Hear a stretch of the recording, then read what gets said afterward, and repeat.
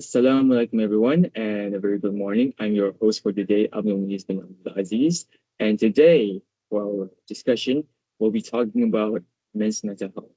Today, I'm accompanied by our counselor for today, Mr. Luman bin Darusani. He has counseled many men in his careers on about multiple issues surrounding modern day men. Uh, Next, we have an ex-military sergeant by the name of Mr. Nasrul Hazrik. He has trained many young men into becoming formidable soldiers, fighting in the front lines for many years. And we also have our psychiatrist, Mr. Hazrik bin Hasmi. He has been studying psychology for years, many years, and talked up to many men, done research on men's mental health. And we also got activist Mr. Alif Akil, who has fought for women's rights also before this. So today we'll be discussing three main points. That is the importance of men's mental health. How does men's mental health been affected for many years? And also, can or should men seek professional help? Okay, I would like to open the discussion by asking Mr. Lukman first. In your opinion, what makes men's mental health such an important thing? Honestly, this issue is the most important issue for the public to address because did you know that in many countries, men have a higher suicide rates than women. And according to the World Health Organizations, almost 800,000 people died due to suicide.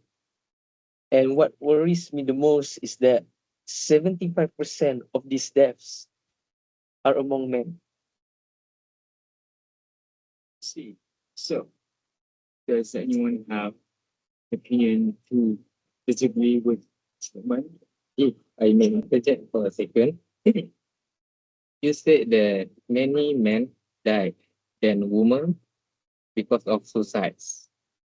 So you said that WHO reports about 18,000 that dies because of the suicide, which is mostly consists of men. In my opinion, I believe that the record shows that it is from the most recent years and not including the past records. In my opinion, men from the past is much more formidable, tougher, and and more mentally more mentally stable. So, if uh, in my opinion, I believe that the records is because of many men from the younger generation is much more soft and much more vulnerable because they are always told that they can show their emotion, they can tell that they have mental illness such as depression and anxiety, which is I believe that men shouldn't do that. That's all.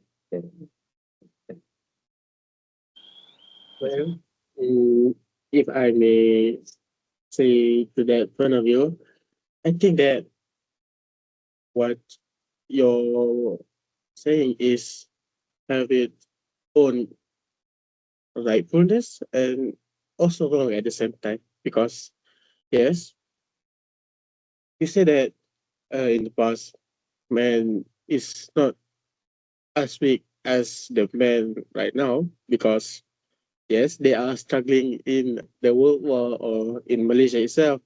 Uh, they need to be strong to protect our country, but still, the mental health is you cannot take it lightly because you maybe think mental health is just like a reason for them to avoid doing a lot of stuff and then just be like that and take medication to recover from that.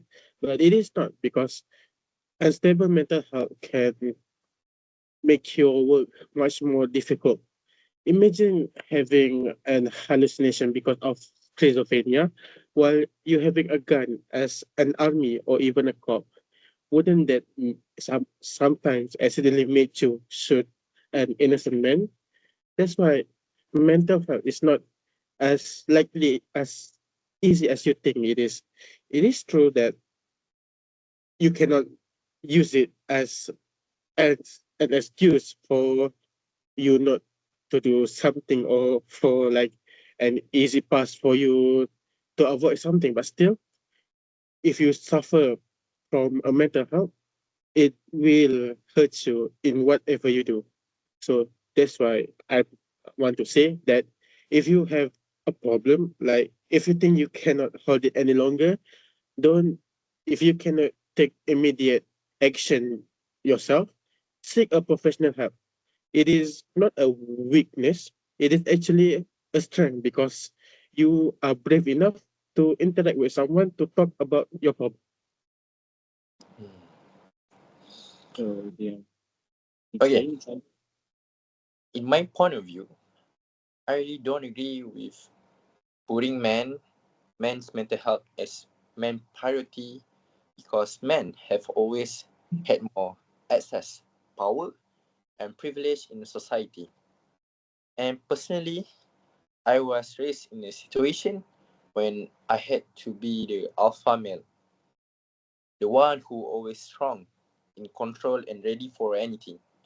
I didn't I didn't have the space to show my weakness, cry, or even speak up about how I felt. So that mindset shaped me to believe that men are supposed to stay tough and push through everything without help. So because of that, I don't easily agree with the idea of men needing support, mental health support the way it's being promoted now. To me, strength means endurance, being prepared physically and mentally. No matter the pressure, I believe men should be trained to handle challenges, not rely on emotionally support the way society now encourage. That's all. This type of mentality shows that the public have less awareness about men's mental health issues because men are affected by vigorous mental health issues such as grief, anxiety, depression, and stress.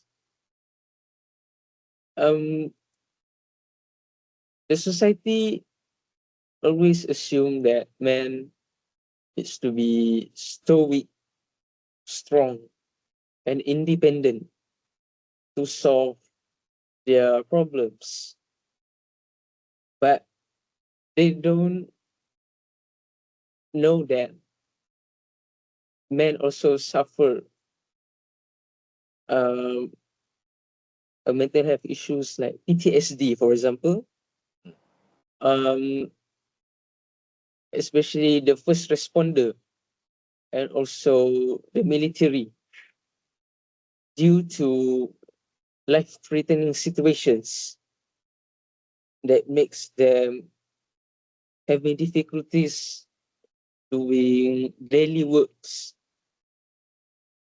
and make them having severe anxiety and flashbacks about their experience, mostly bad experience when they are still in the military.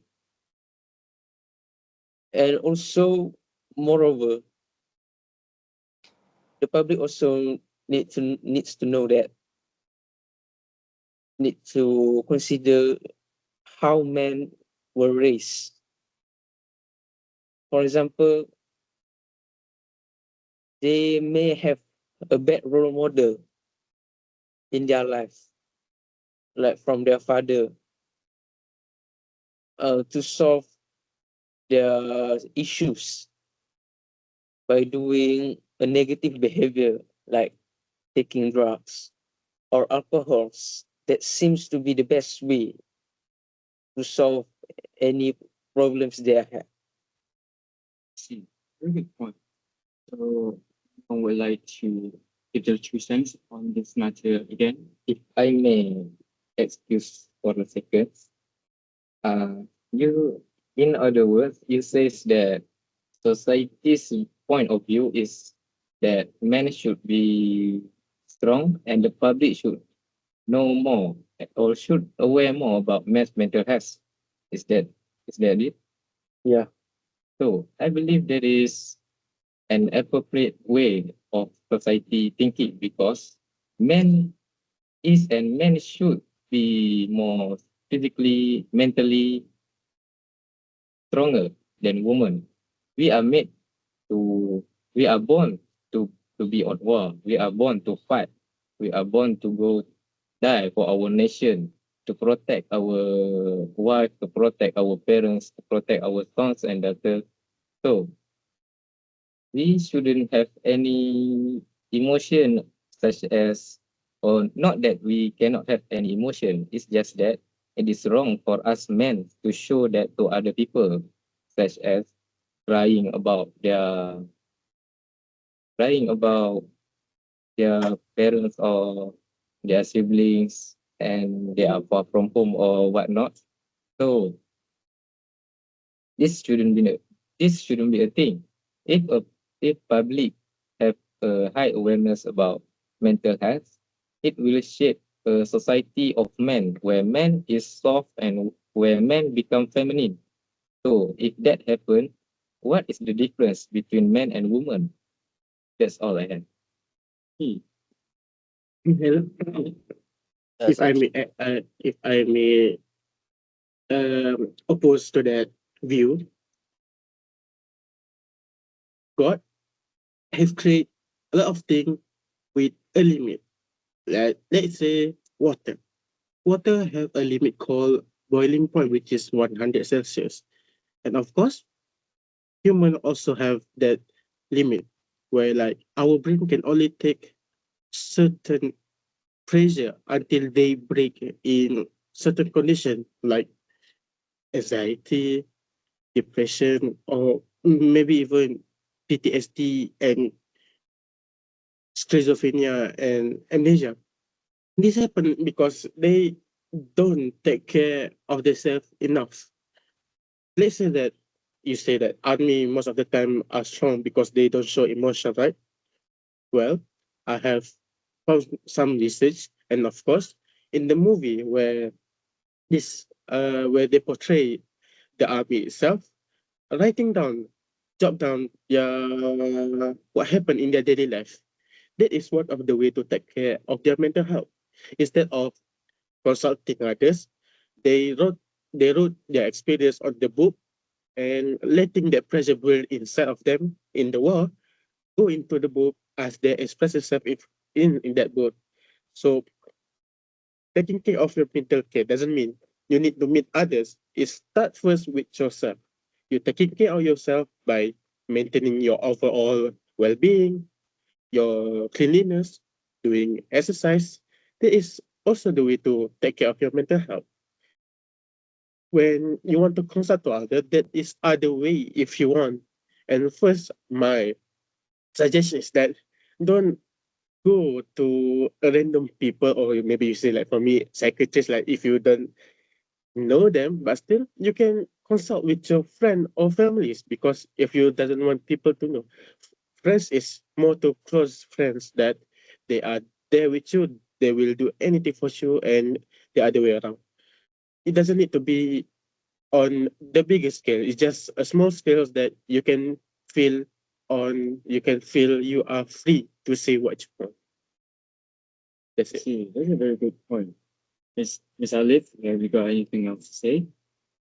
Yes, I think I really agree with Mr. Nasrul point of view because if a man is not strong enough to handle the emotional and physically, he cannot fully take care of his family or the people who depend on him.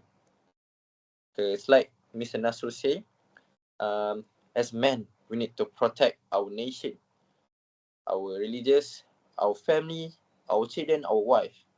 So for me, um, life through real challenges and being mentally fragile or unprepared can cause others to suffer too.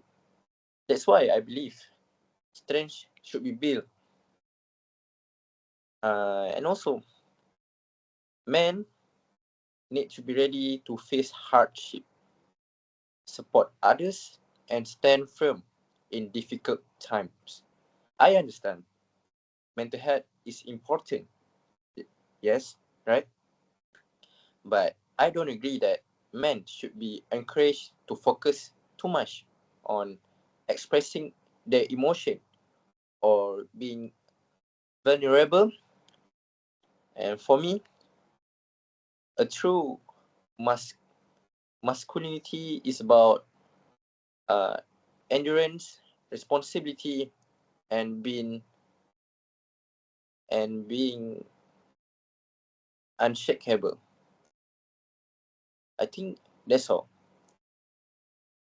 Yeah, has everyone said their piece? Does anyone have any? I would like to offer a different perspective. Just like you say that masculinity is to be responsible, right? Yes. What about the public responsibility in identifying mental health issues among men by, for example, their behavioral signs? I know a student that struggles with mental health issues during in his high school days. He was a nice student, helping the teachers and always studying and get a nice result for the exam. But after he entered the college, he had to face many struggles. And he told me that he had a problem in in preparing his assignments because he keep declining it, and also he don't want to communicate with other people. And he before this he likes to play sports and meet his friends, but after his struggles he like to be lonely. He don't want to involve with other people. And secondly, the emotion signs. For example, you can see that a person having mental health struggles by persistent sadness. Um, there is also we can call as a feeling of hopelessness. Probably they feel like they got no one to rely on. Um, as a student, their parents keep busy with their work and they don't have someone to express their feelings or what happened at the school or college.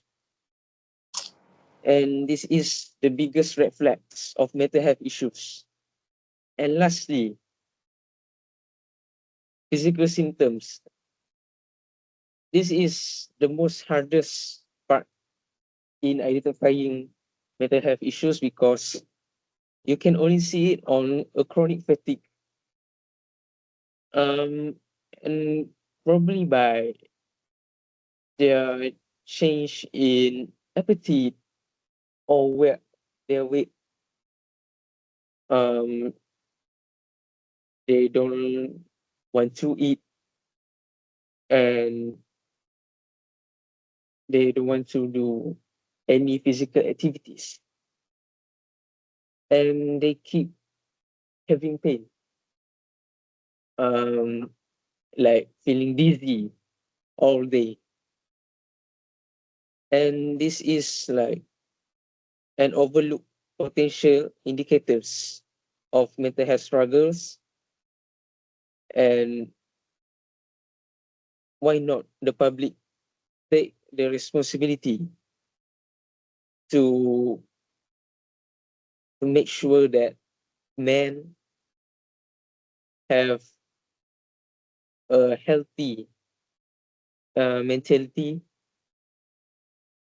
in doing their work, and also full the potential or the public expectations, the social expectations about men.